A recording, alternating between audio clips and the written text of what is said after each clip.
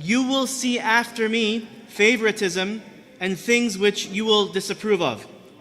So they submitted, the Sahaba, what do you order us to do under such circumstances? So he sallallahu alaihi wasallam replied, discharge your obligations and ask your rights from Allah.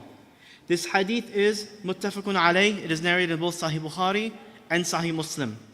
And it's very important because this is the Prophet ﷺ speaking to the companions radiallahu anhum, that they're going to see after him things that they're not going to like. People will be favorited or favored over others, and they will observe things that they disapprove of. What's being spoken about here most likely is that the leadership will fall into the hands of people who will show favoritism to their own people, their own tribe, their own family members. And indeed, the companions survived to see this. After the Khulafa ar-Rashidun, this is exactly what happened. You know, once the dynasties began to take place, what is a dynasty but it's a kingdom? There are monarchies. They are following the progression, leadership transferring from father to son, not to whom is most suited for it. And you will see things which you disapprove of. And indeed, in the very first generation of the companions, radiallahu anhum, they saw leaders that were tyrants, committing sins openly, that were not very good. There was many things to be disapproved of. The slaughtering, the wholesale slaughtering of companions happened in the generation. There are companions that were slaughtered by some of the rulers that came after. Al-Hajjaj ibn Yusuf al-Thaqafi. He was the Fir'aun of our ummah, is how he was described. He was the word. I'm sorry. That's Abu Jahl. Al-Hajjaj was described as, if all the nations were to bring forward their own tyrant to compare, Al-Hajjaj would be sufficient for the Ummah of Muhammad. So he's Muslim, but he was a terrible, terrible tyrant.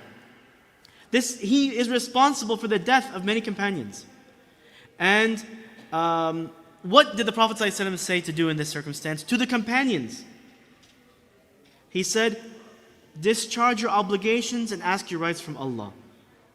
So here we are shown how our sabr should manifest in circumstances where we find ourselves not able to A, get our own rights, and B, we have no control over the evils and harms that are happening around us, even from rulers of the Muslims. Let's just put it that way. In this circumstance, where we have no opportunity or options to pursue, the Prophet ﷺ did not say, take an extremist stance and start, blowing up worshippers at a masjid, attack innocent people, commit acts of terror.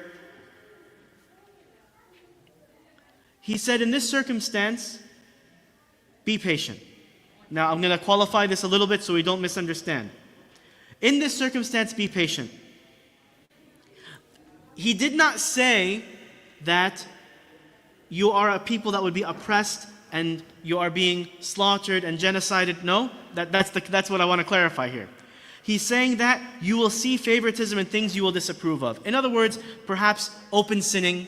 You might be seeing corruption in leadership. You might be seeing lots of things. But he bounded it. He did not say it's wholesale slaughter.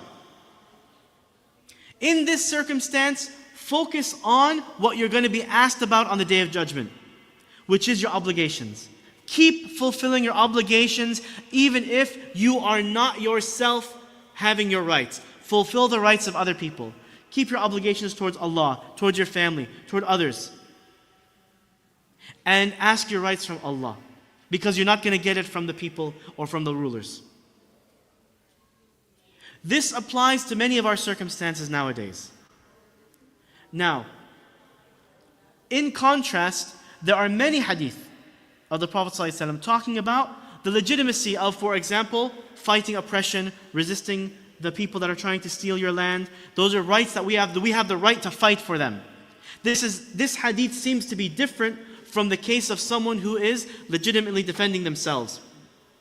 This is about corruption, it seems like, leadership that is going astray, not ruling in the best fashion, but it didn't fall into these other hadith. And again, with Islam, we never take one hadith in isolation, one ayah of the Quran in isolation. We have to know that. So this is not to say that struggling against oppression is wrong, but this is to say when you are denied rights, when you still focus on your own obligations.